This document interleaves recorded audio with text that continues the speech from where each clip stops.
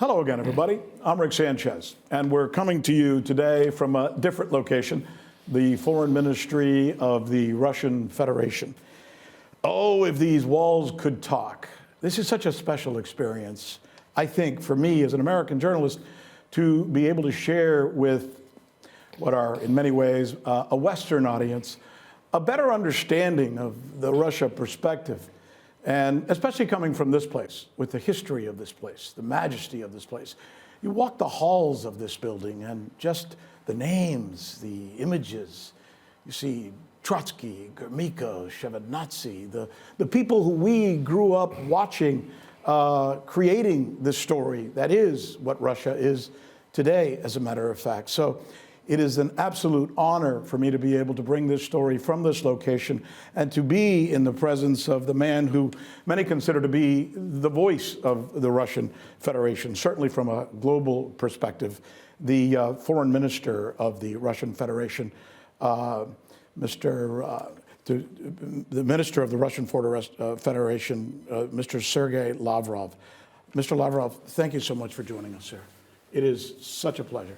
Thank you so much. My pleasure. I guess we have to start with some of the things that are going on right now. And I think probably the most important thing has to be taking place in Europe. And let me ask you this, because I was kind of taken aback when I saw this. Recently, the Chancellor of Germany, Friedrich Merz, said that Russia is the largest country in all of Europe. And then he went on to make it sound as if he's inviting Russia to be back of the European community. But this is the same man who just recently seemed to almost be wanting to go to war with Russia. What did you make of his comments? Well, right now, many European politicians over the last 4 or 6 weeks have been talking about relations with the Russian Federation. Until recently, they were absolutely adamant in their requirements to continue supporting Ukraine, to continue supplying weapons to Ukraine, to continue to finance Ukraine, to deliver a strategic defeat on the battlefield to the Russian Federation. Then their rhetoric changed when they realized that it was all just castles in the air, and that their military planners, their military analysts who had been preparing this operation, who had been preparing Ukrainians to push the war with Ukraine with their hands and bodies, when they realized that all those plans had failed, and nobody obviously had managed to take lessons from previous developments, such as Napoleon's attempt, such as Hitler's attempt, and once again they used Nazi banners to gather almost entire Europe. But unlike Napoleon and Hitler, not on the battleground, but they gathered Europe as donors of financing and armaments and ideology, and under the same Nazi banners they threw the Ukrainian army, complete with mercenaries from different countries, and NATO military instructors, we know that. And basically, they did another attempt that ended up much like Napoleon's and Hitler's attempts did. But the West is very bad at learning history, obviously, especially Germany, that you mentioned, because after several relatively calm years under Angela Merkel, and there was this vague period of Scholz being the chancellor. When Merz became chancellor, they started off with very striking statements. For example, he said, well, first of all, he lifted constitutional limitations on military spending, and then he said that it is all needed for Germany to again, I emphasize again, become the primary military power in Europe. This is well, this seriously reflects his mentality and the direction in which his thoughts are going. After that, Merz many times repeated this thought in many forms, and practically what he has been doing is basically a war preparation. The same was happening in France, where President Macron repeatedly said that Ukraine cannot lose on the battlefield. I'm not even talking about the British with their Starmer and Ursula von der Leyen and Mark Rutte. Yes, recently Merz said something along the lines of Russia being the biggest country in Europe, but I'd like to correct him right away. Russia is the biggest country in Eurasia, not in Europe, and in the world. But in this case, we're looking at Eurasia as a continent. All previous attempts to ensure security on this vast expanse were exclusively about the western part of Eurasia, the so-called Europe, and all attempts at building a security system were centered around the Euro-Atlantic concept of security. The NATO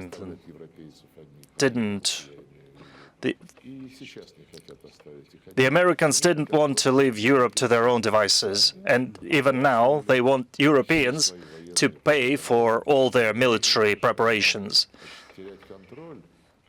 But at the same time, the Americans didn't want to lose oversight and control over their European allies. Then there was the OSCE, the Organization for Security and Cooperation in Europe, another organization that symbolized a move from Cold War to peaceful coexistence.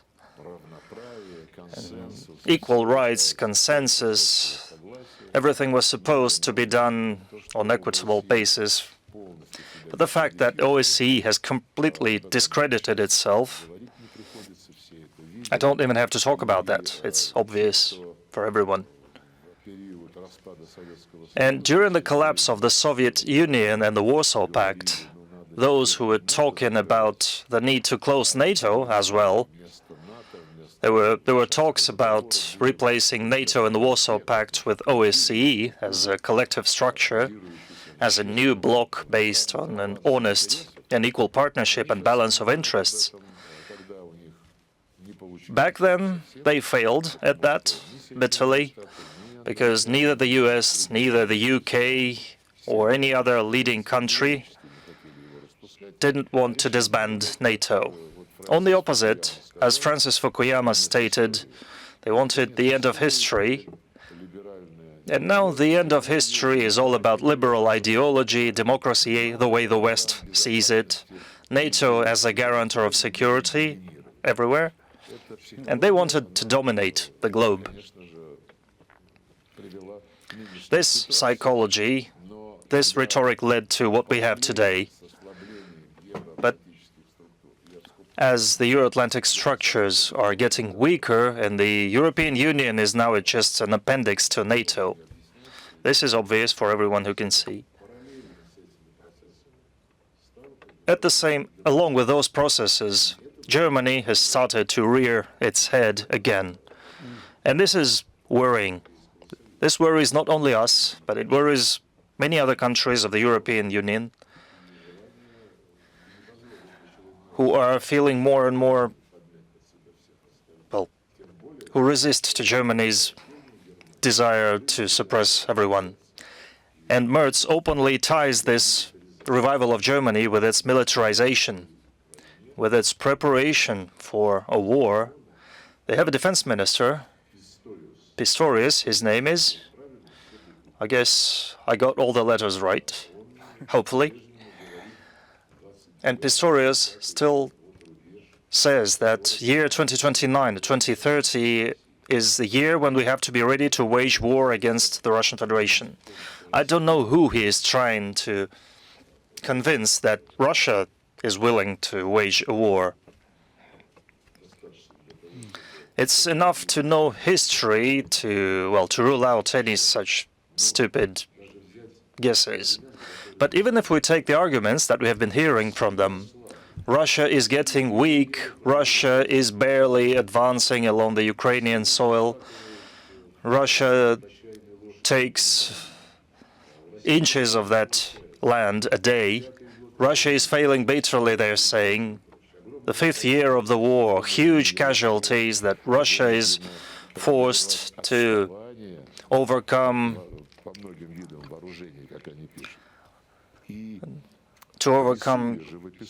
great difficulties.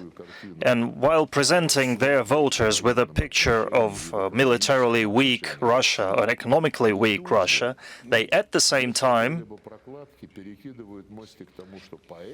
draw a link to the fact that we must prepare that Russia is going to attack us, meaning Europe.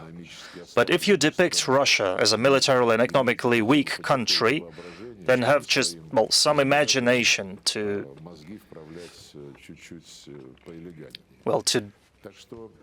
cheat your voters in such a blatant way. The talks you have been mentioning, and Macron, about 2 weeks ago, said once again that he's going to call President Putin someday. Well, this is not serious. This is ridiculous. If you want to make a call, just do it. Putin will always pick up the phone. He will always listen to any propositions. And if we're talking serious propositions, then I dare assure you they will not be left without serious contemplation and reaction. We have contacts, I make no secrets of that. We have contacts with some of the European leaders. They call us. Some of them even appear here in Moscow, in Russia. But in such confidential talks with our European partners, nothing that they have informed us, nothing is different from what they have been saying publicly. It's the same, all the same. It's the same calls. Let's end it. We have to do something about it. I don't see a position in Europe. I think they're trapped in their own trap. They have taken an uncompromising stance, going back to where I started. Strategic defeat to Russia. Ukraine cannot lose. Russia cannot win. Otherwise, Europe will lose face. And everything they've been doing now is about undermining the talks that are shaping up between us and the Americans, and currently Ukraine is joining them. It almost sounds like you're saying we have been burned so many times that we have a hard time right now with trust. When you consider the fact that in the early 90s, Russia did everything possible to align itself with the United States, with the West, that Mr. Putin and yourself have talked about even joining NATO. And now it seems that even though I talk to the Russian people since I've been reporting here, I don't feel a sense of antagonism against Europe from Russians, but I feel a sense of antagonism from Europe against the Russians, right? The Russians don't feel antagonistic against Europe, but the Europeans feel antagonistic against the Russians. What are you at the point now where the position of Russia is, we've been burned so many times, we have been deceived so many times, we're just not willing to come to the table, at least not on your terms. We have to set the terms. Is that kind of where you are right now? Yes, largely yes. The most important thing you said right now, we obviously, yes, have been burnt many times.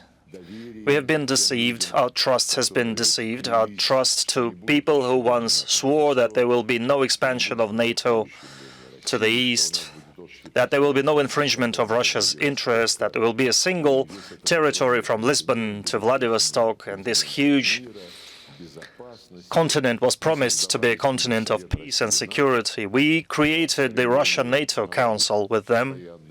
in our commitment to establish an ongoing dialogue and increase trust. Within that Russia-NATO Council, we wanted to present information on our respective armed forces. There were lots of interesting things going on there regarding transparency. But at the same time, NATO, when it's lost its basically point of existence, and they regained it in Afghanistan, and then that point of existence was trampled publicly in Afghanistan in front of the entire global community. And back then they braced themselves, and then they came up with what we are seeing now, that Russia is going to be an outcast, and to provoke Russia, Ukraine was the best material for that. Very malleable, especially that they had been mulling this material since the USSR had collapsed. And all those promises not to expand NATO, to stay out of direct vicinity of the Russian Federation, all this was thrown aside, and they've been dallying with Ukraine since 1990s, spending billions of dollars. And Victoria Nuland recently admitted that preparation for the February 2014 coup had costed $5 billion. And I'm sure that some of the expenditures for Ukraine is several times more. Ukraine became independent on the basis of its declaration, which said that Ukraine will forever remain neutral, nuclear-free, and non-bloc country. And back in 1991, when acknowledging the independence of Ukraine, we acknowledged it on these exact terms. We acknowledged a state like this, free of blocs, free of nukes, and neutral. So right now, our conscience is clear.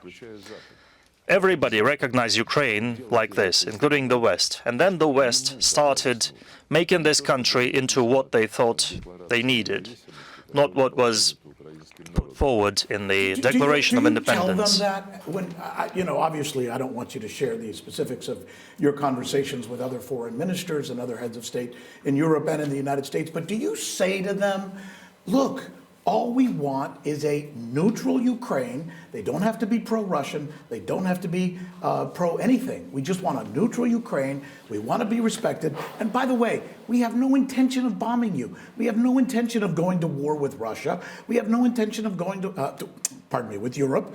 We have no intentions of going to war, period, which is what they keep telling the world. They say Russia is very aggressive. And Russia is saying, we're not aggressive. Well, they do tell a lot to the world community. Quite recently, they said that no one of them had been to the Epstein Island. That's just their style. Of course, we told them that, all of that. More than that, we gave them countless facts of our very restrained position and restrained behavior. Although there were situations when this restraint was seen as weakness by many people in our country. The first Maidan, the first state coup in Ukraine, took place in 2004 when Kuchma was president. And President Putin had great ties with President Kuchma. They discussed all matters frankly. And I was there when they had a telephone conversation in President Putin's office, when his Ukrainian counterpart called him and said that the West had rallied thousands of people to the Independence Square in Kiev. There were tents and banners were waved, and they were refusing to recognize the results of presidential election. And he asked President Putin, what do I do? Kuchma said, they have weapons, they are armed, and what do I do? And President Putin answered, President Kuchma, you are a president. If law is being violated, if law is being breached, you have the constitution, And you have the parliament-approved schemes of combating, well, law violations. President Kuchma didn't want to use force. He didn't want to defend law, and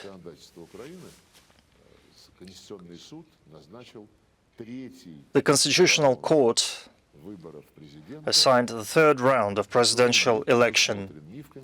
That was not provided for in any constitution or in any other document. So it was a violation of the law. Just because the West had financed that Maidan, that was my first year as the foreign minister of the Russian Federation. And back then, many foreign ministers, European foreign ministers, said publicly that the Ukrainians must choose whether they are with Russia or they are with Europe. That was their position back then. They didn't talk about any single space from the Atlantic to the Pacific Ocean. It's either or, whether they are with Russia or they are with Europe. That was their stance.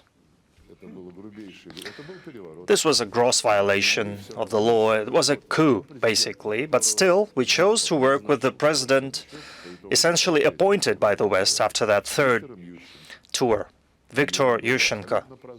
And he was absolutely pro-West. He had an American wife who made no secret of her citizenship and her allegiance, and whose interests she was pushing forward as the First Lady of Ukraine.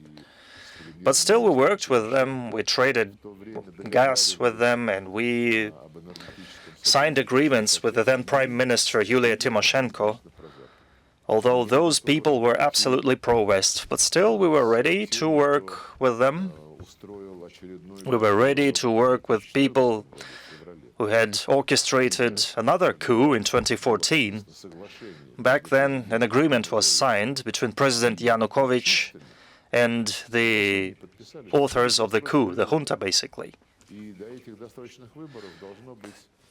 The urgent election was to take place, and an interim government was to work. The West guaranteed that France, Germany, Poland, and Obama called Putin back then, saying, "Vladimir, please don't talk Yanukovych out of signing this treaty." And he said, if I see a legitimate president who is trying to calm down and stabilize his country, how can I be against that? That's what President Putin said. And when one day after signing that treaty, another coup took place, we asked the Americans, how come? You asked us to uphold this signing. We did what you asked us. And you immediately sent people to take government buildings, armed people to take government buildings. The Germans and the French, who had guaranteed this treaty, they just, well, were hiding their eyes and told us, well, sometimes democracy takes surprising curves. And after that, when this new group that took over the power, the first things they did was to cancel the official status of Russian language, and the second thing they did, they sent armed people to storm the government of Crimea, because Crimea refused to have any business with them, saying that they are illegitimate. And the people in the Crimea were called terrorists, although they didn't shoot at anyone. They were just asking to leave them alone. And then they started using combat aircraft and artillery against their own territories, which is against the international law. And when all this started, Fogh Rasmussen, the then Secretary General of NATO, who had before had repeatedly called upon President Yanukovych not to use army against his people. And after the coup, Rasmussen immediately called upon the junta to use proportional force against those who didn't accept that coup. And throughout the entire history, the West counts the history from March 2014, when Crimea held a referendum on reuniting with Russia. So in the West's history and practical policy, this is where it all started. Everything had been well, but then the Russians came, held the referendum, and from that on, things went south. This was when we disappointed in the West's inability to deliver on their promises. And 1 year later, after lengthy hostilities, the Minsk agreements, Merkel, Hollande, Putin, Poroshenko, they spent a whole night, 17 hours of work. And they signed the agreements, had them approved at the UN Security Council, and then Ukraine just didn't obey that. Just right as it is now. During the special military operation, Zelensky disrupted all peace attempts. And when several years later Merkel and Hollande admitted that the Minsk agreements were only needed to win time for Ukraine, to win time to arm Ukraine,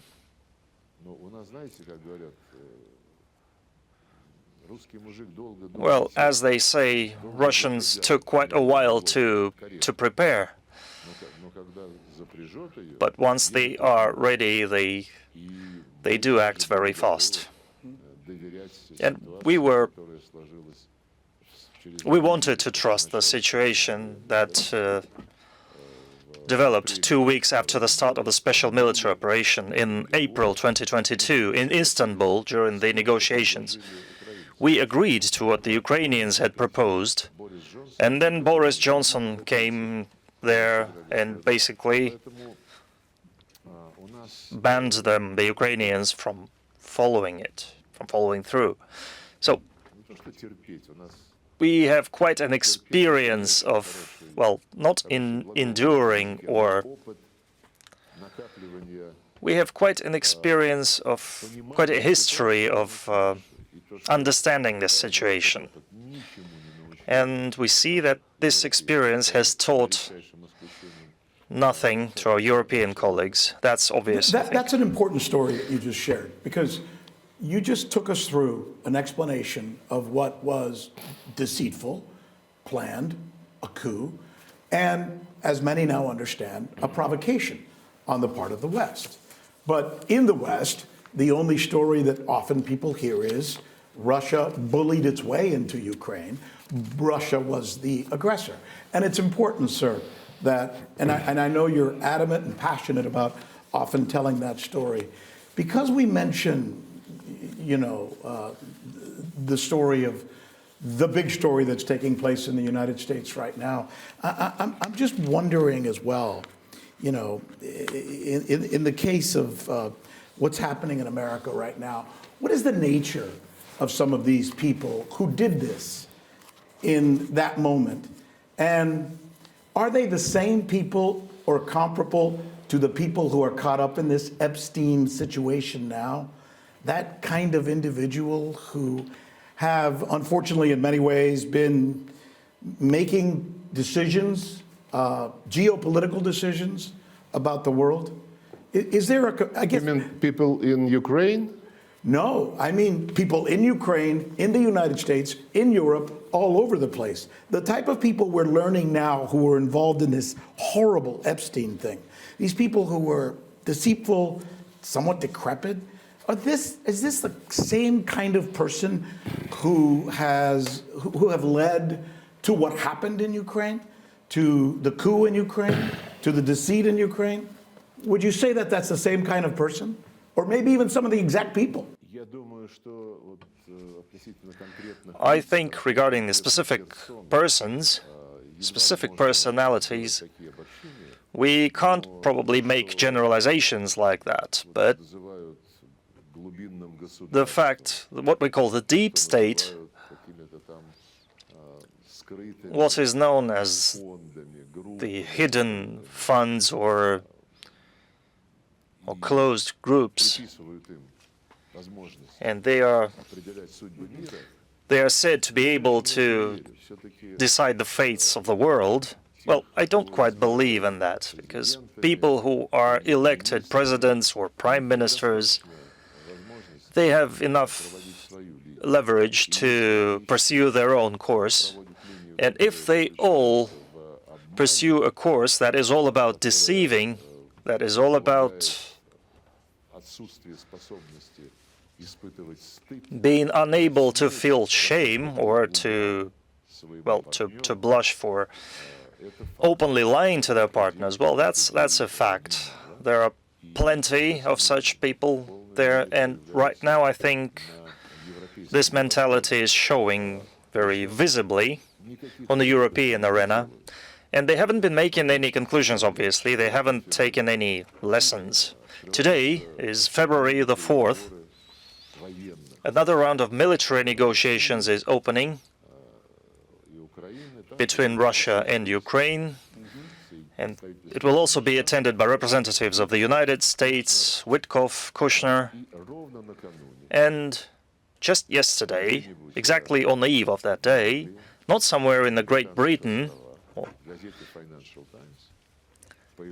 in the UK, in Financial Times, no less, there's a report that says the Russians will be given nothing short of an ultimatum, a document with the guarantee securities for Ukraine that have already been approved. And security guarantees for Ukraine basically mean that if Russia ever dares to attack Ukraine again, or if we, the smart guys, organize some sort of provocation that will allow to accuse Russia, then in 24 hours we will give Ukraine carte blanche to continue the war. In 48 hours we will gather everybody willing to fight Russia, and 72 hours later we will be joined by the US in that. That's delirious. But this delirium is quite telltale. What it shows that over the last year, the West, I mean Europe, have been saying only one thing: we need reliable guarantees of security for Ukraine, immediate ceasefire and guarantees of security for Ukraine. But we have been asking, what about the root causes of the conflict? Without eliminating them, these security guarantees will only mean that the ceasefire will be used to pump more weapons into Ukraine. They remained oblivious to that logic. But right now, the Trump administration, when they got down to the Ukrainian case, by the way,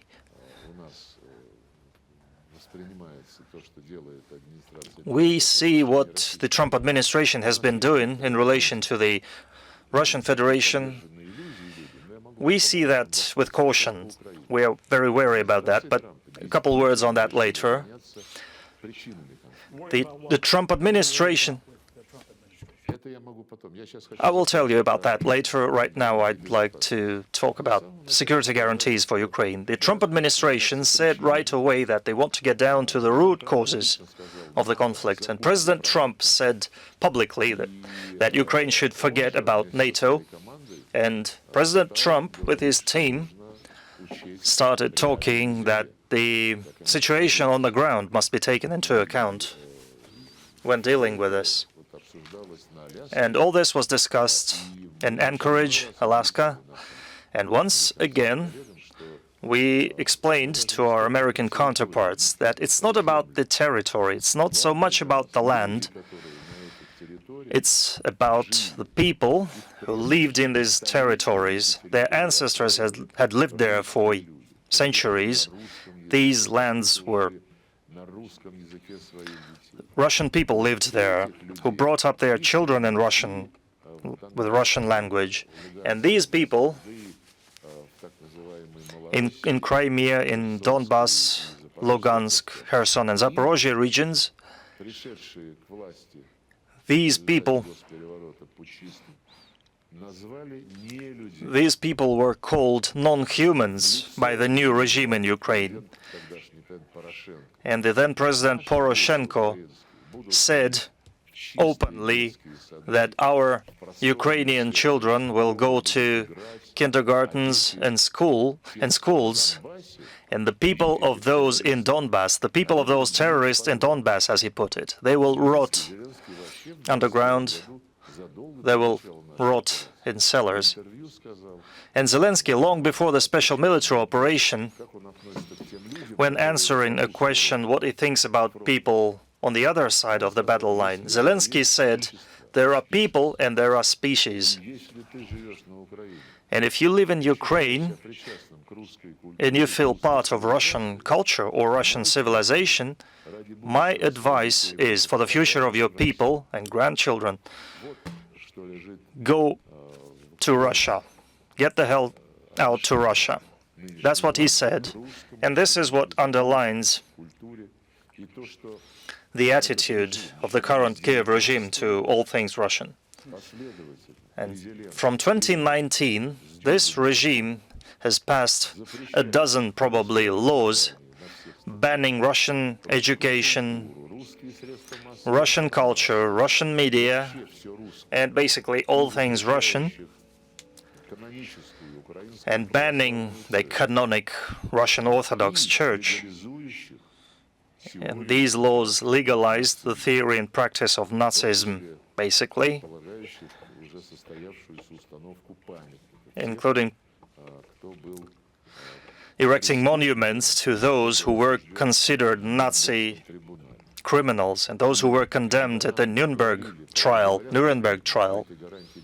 And when they keep talking about security guarantees, I have one simple question. Security guarantees to what state are we talking about? I mean, this state, where Russian language is banned, the only country in the world, by the way, to ban Russian language, officially ban. Israel never banned Arab language. Palestine never banned Hebrew. And Ukraine is the only state to ban a language of a native people. And if they want security guarantees to enshrine this regime, of course, this is unacceptable. This is inadmissible. And if they try to trade some concessions for Russian language, this will be unfair, because language freedoms, religious freedoms are written down in the UN Charter, and they can't be a matter of bargaining. Ukraine is a member of United Nations, so please be so kind to stick to the UN Charter. It says in the Ukrainian constitution that the state respects the rights of Russian and other national minorities. So when this topic is omitted in the West, and they're talking about security guarantees for Zelensky, then it's Zelensky that they want to preserve and his Nazi regime. Well, this is bad. And now going back to our contacts with the Americans and the 28-point document that we were given. It said about the need to restore the rights of national minorities and the religious freedoms. And in the last iteration of the document that we haven't seen, but that Zelensky has been talking about 20 entries, it doesn't say anything anymore about restoring the rights of Russians and other minorities. This document only says that Ukraine will show tolerance in accordance with the norms of the European Union. Why so? There are norms that go beyond, well, the European geography. And there are norms in the European Union that are unacceptable to many countries. Because things are so difficult right now in Ukraine, the problems they're having with their energy grid, for example. Yesterday, several officials, including a regional governor of Ukraine, told Mr. Zelensky publicly, let's do this deal, sign where we are right now for the good of the people of Ukraine, give up the territories that you are arguing about, and you need to do that for the good of the people of Ukraine. We're hearing this now from people in Ukraine who are saying this. That's really important. If somehow Mr. Zelensky can be talked into ceding that territory and giving Russia the security guarantees that it needs, i.e., no European troops in Ukraine, and the respect of the Russian heritage and religion, is that something that Russia can then live with and sign that deal and end this war? Are those, or am I missing something? No. Well, yeah, I think I partially answered your question. So we're talking about what Ukraine we are ready to see as our neighbor for many years to come, for eternity, hopefully. It has to be a friendly Ukraine, not necessarily an ally, but a neutral, good-willing Ukraine.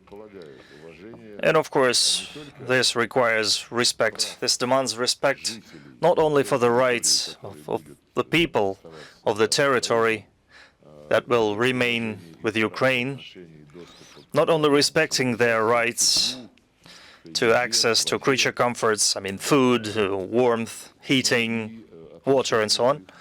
And of course, it's about their basic human rights, including language, education, religion.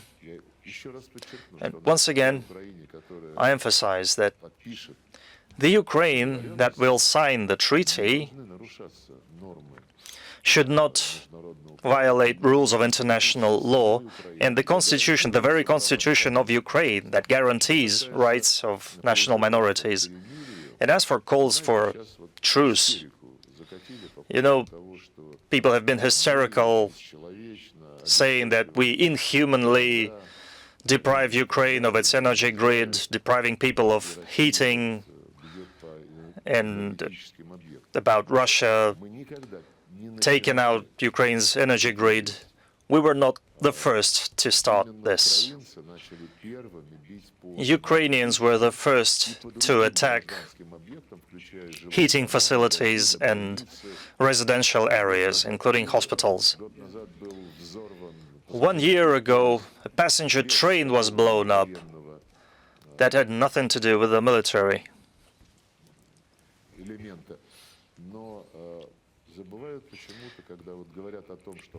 When they talk about Russia being the culprit of everything, they forget the examples, the numerous examples of our goodwill. I think last March, in March 2025, President Trump, in his telephone conversation with President Putin, suggested an energy truce for 1 month. And President Putin, on that same day, publicly upheld this initiative. For 1 month, we didn't, it was in March and April, I think, we didn't touch Ukraine's energy infrastructure at all. Over the same period, Zelensky, I don't remember exactly, but I think it was more than 130 times that Ukraine attacked our energy infrastructure, completely civilian facilities. You see, our conscience is clear, and our patience, well, is not limitless.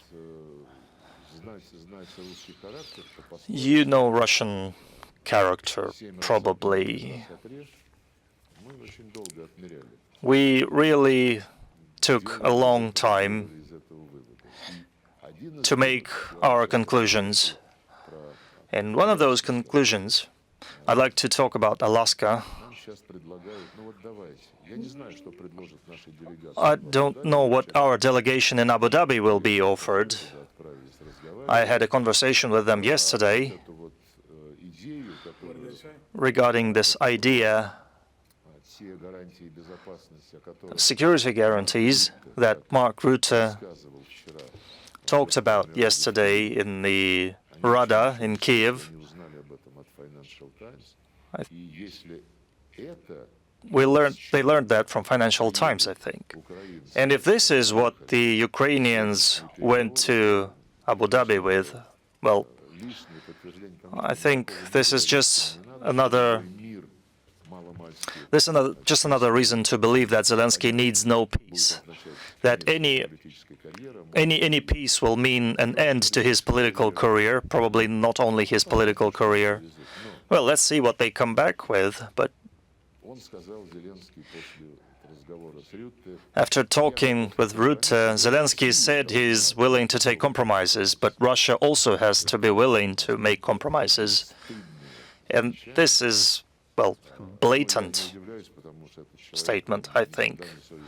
But I think conscience and Zelensky don't go together well. And he thinks about nothing, I think, except his own survival.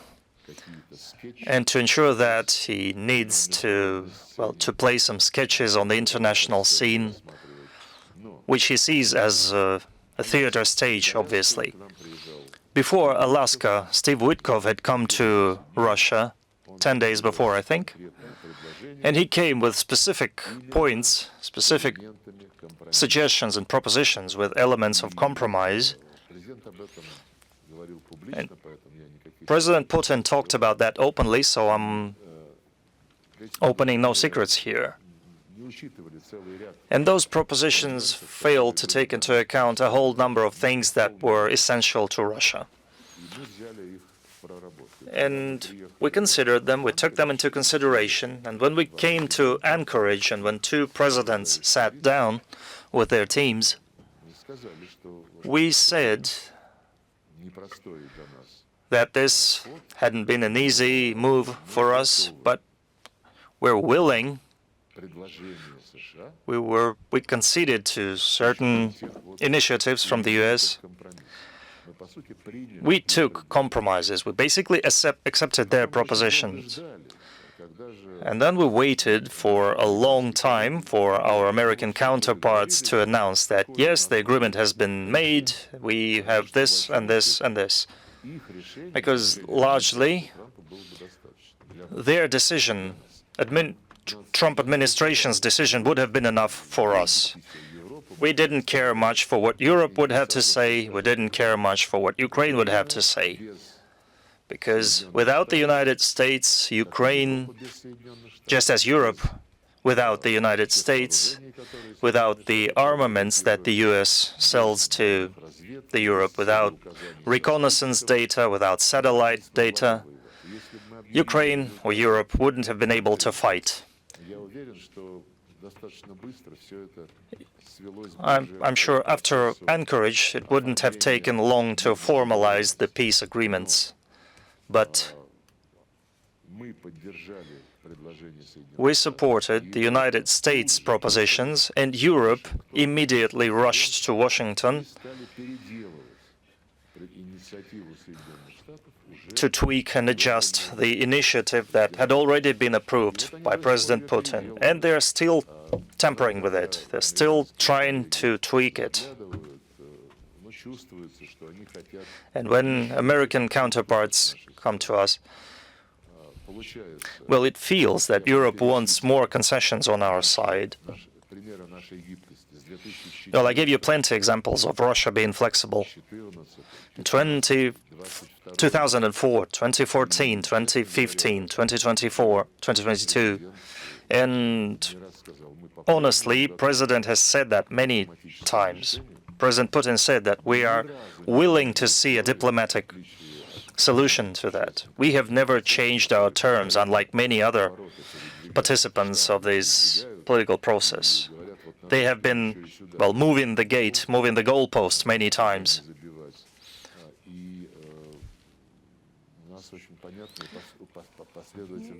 We have had a very consistent and understandable position. Do you give the Trump administration credit for the dialogue that he's established with Russia, as imperfect as it may be? The fact is the previous administration didn't talk to you at all, didn't want to talk to you, and seemed to want to just continue the war. The Trump administration has established a dialogue. While we may be at a different place, Mr. Witkoff said in Davos that we were just very, very close to having a deal with Russia and Ukraine. It sounds like that is not the case. But you're talking at least. For example, the START treaty seems to be expiring soon, by tomorrow. Tomorrow. Yeah. And will America and Russia come together and renew that deal? How important is that? Do you feel confident that you can bridge that conversation with the American team? Well, of course, the Trump administration is something absolutely different in their world outlook, in their understanding of the U.S. national interests, in their attitude towards other countries, to their allies, to their competitors, to their rivals. They are absolutely different. And the fact that this administration is willing to talk to everyone, something they have been showing since day one, since their very first day in the White House, including contacts with Russia. And those contacts go on in most different formats. And I remember very well, just recently I had the opportunity to speak on this matter. I remember very well the meeting in February 2025, 1 month after President Trump's inauguration. We, myself and Marco Rubio, had a meeting. We were joined by Mark Waltz, then National Security Advisor and now a UN representative. I was with my colleague Yuri Ushakov, and Rubio said back then that the American administration will be guided by the national interests of America, and we recognize and acknowledge that Russia has its national interests too, and then it's all down to common sense. And that should mean that we are not necessarily going to have coinciding interests. But when our interests do coincide, it will be a gross mistake not to use this alignment and to put it into practical, mutually beneficial projects in energy, space exploration, high-tech, and all sorts of stuff. And when those interests diverge, which is going to happen much more often, in fact, then we shouldn't. This difference should not evolve into confrontation, especially a hot confrontation. And I said that this is absolutely in line with our approach. On the base of this mutually respectful approach, we are willing and ready to build all sorts of cooperation. And the same point was many times emphasized by American delegations that met with President Putin, that had come before Alaska. If we take the key points, the key terms that will allow all these shining perspectives to come true, there was just one point. We inherited, they said, we inherited Ukraine from Biden, basically, who was absolutely anti-Russian in his stance. So Ukraine popped up on the foreground on the international agenda, and this has to be settled, and we will do that, they said. And at the same time, they understood our position. And once we're done with Ukraine, then there will be lots of mutually beneficial stuff going on for the well-being of our two nations, here and there. In this connection, I have one remark to make in this connection. In Anchorage, we accepted what the Trump administration suggested on Ukraine, and frankly speaking, this should have meant that we put Ukraine aside, that we solved it, essentially, that we took it off the table, off our shiny road towards cooperation and prosperity. But Ukraine is still there, the issue is still there on the table. It gets new dimensions that look more and more like new covenants and demands to Russia. But still, the conversation is going on.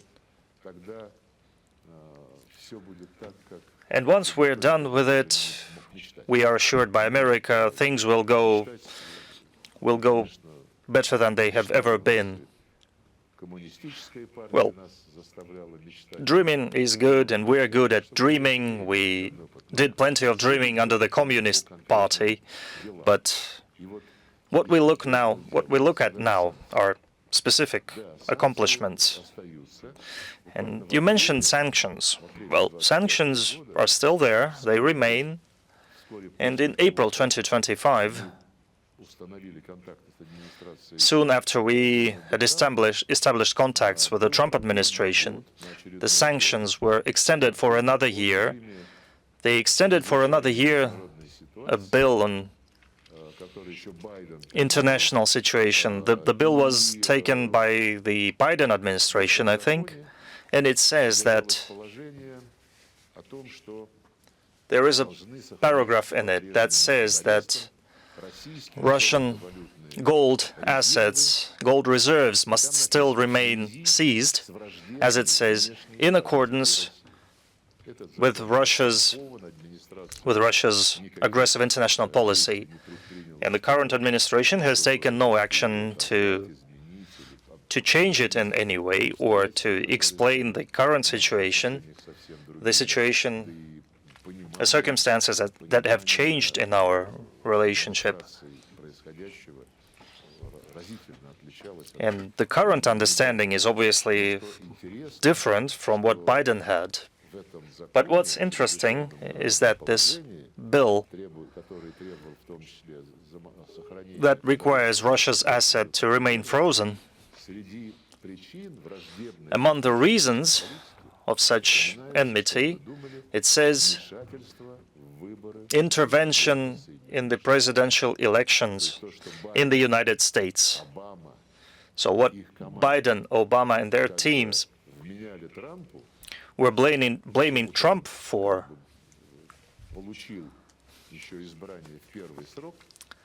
why Trump was elected in the first term. It seems that, well, it turns out that the Trump administration kind of endorses that and supports that, maybe silently, with a statement that Russia tampered with the presidential elections in the States, something that Trump has been publicly denying since day one. The sanctions, they all remain in place, they're all the same.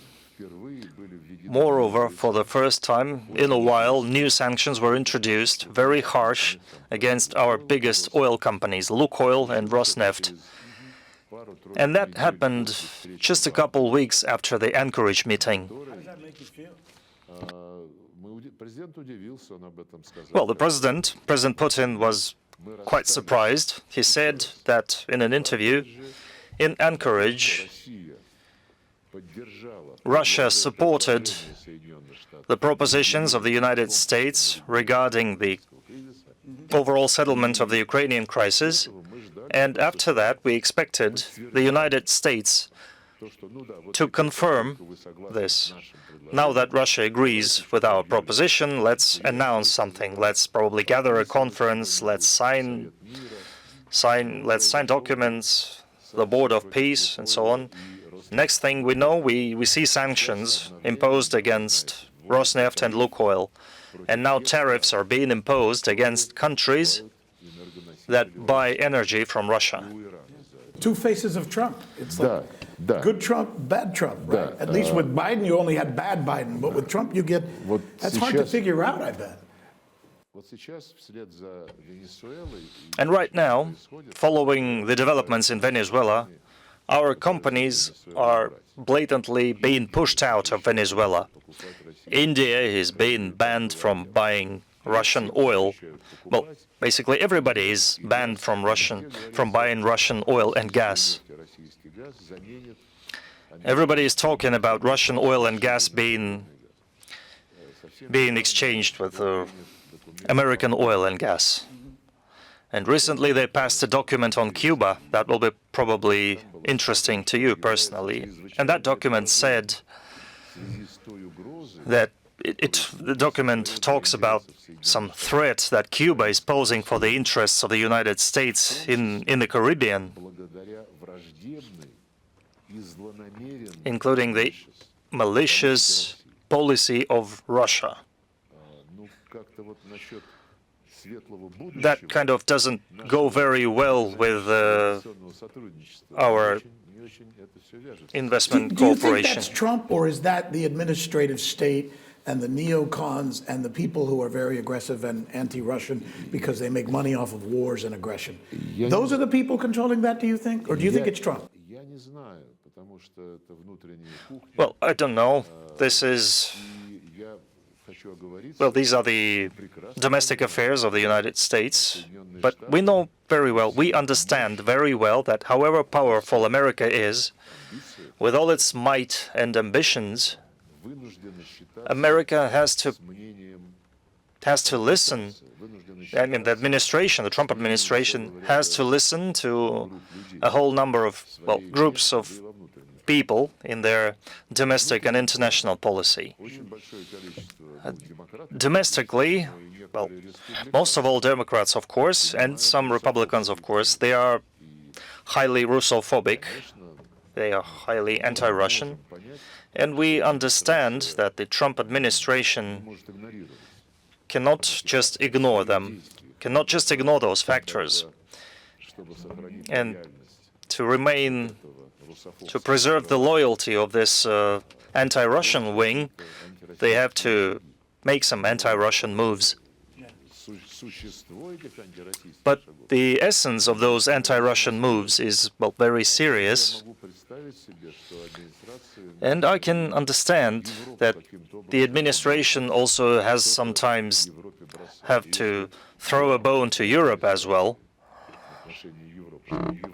And what's most important to them is that Europe continues to obey Washington and continues to buy what Washington tells it to buy. I mean, weapons, LNG, liquefied natural gas, which is several times more expensive than Russian gas. I think in this situation, a certain degree of Russophobia is seen as, basically payment for. But I don't know if the national security strategy, probably yes, the national security strategy sets this as a goal to ensure dominance, America's dominance in the world economy, including the energy It sounds sphere. like, and I'm glad to hear you say, you sound like you're optimistic. It sounds to me like you believe there is still the potential for a positive outcome, despite all the difficulties that we have just talked about and you've explained. There's one other area I want to ask you about, and that's Iran. It's in the news these days, and it's looking like Mr. Trump is pulling back from his aggressive stance and the talk of the Armada. And I'm reading reports that your government, the Russian Federation, maybe yourself and Mr. Putin yourselves, may have been involved in some indirect or direct way in mediating that. That part of the reason things seems to be cooling a little bit or getting a little less tense is because maybe Russia was involved in helping the conversation between Iran and the Trump administration. What role have you played, if any? We played the decisive role, I think. Everybody contributed to it a lot back in 2015,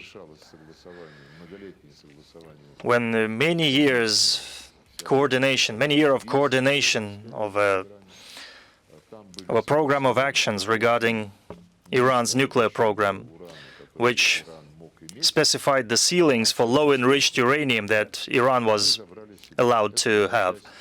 And everything on top of that Russia would take. And then 3 years later, President Trump, in his first term, pulled out of that deal. And this was when accusations started falling on Iran. Iran had not violated anything. But when the US pulled out of that deal,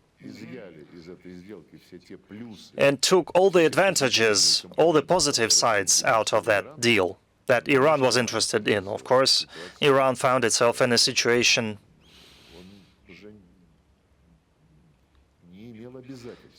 when it had no more obligations, essentially, because the obligations were collective and they had been disrupted. But Iran continued enriching uranium. At the same time, it didn't violate the Non-Proliferation Treaty. It did everything under IAEA control. But still, its facilities were attacked in 12 days of bombing, American and Israeli bombings. And Director General of IAEA, Mr. Grossi, looks, well, his position looks weird in this regard, because facilities bombed by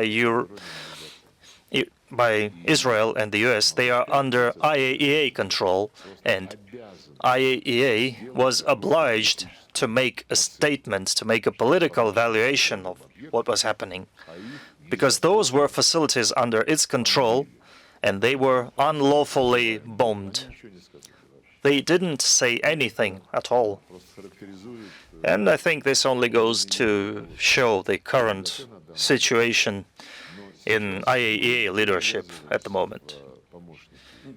Right now, we are not forcing ourselves as middlemen to Israel or Iran or the United States. In our contacts with them, we just discuss this situation.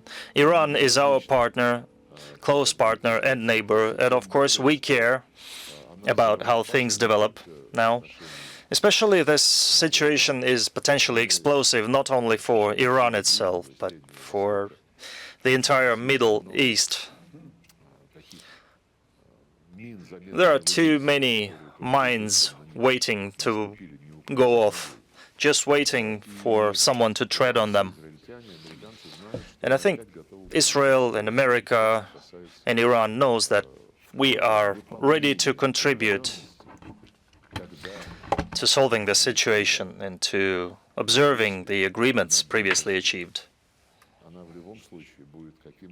This situation is going to be resolved.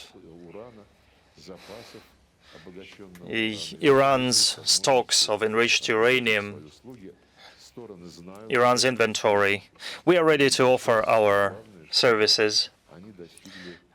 Now, the most important thing is for all the parties to reach. Mr. Minister, services in helping to make sure the Iranians agree to a new nuclear deal and the Americans agree to stop punishing the Iranian economy with these sanctions. Is that the deal? Well, this is up to Iran and the United States. I hope nobody stands in their way. And if within that deal any specific steps arise in which Russia can be helpful, including our experience with storing uranium, we will be ready to contribute to that. All the parties in that know very well what Russia is willing to offer. I think Iran has once again demonstrated commitment to dialogue and willing to have a dialogue aimed at balancing the interests of all parties, and we are interested in that. Specifics about what you spoke about. You are in conversations with the Iranian government. Yes, we are, and our presidents talked over the phone recently, and we have contacts on the expert level. You, sir, are so kind and so gracious to give us so much of your time.